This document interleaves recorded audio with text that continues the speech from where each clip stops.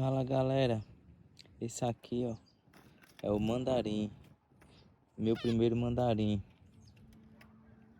Eu quero fazer criação dele e reprodução. Esse aqui é meu primeiro vídeo, eu comprei ele hoje, coloquei esse poleirozinho aqui improvisado. Olha só, que elegância.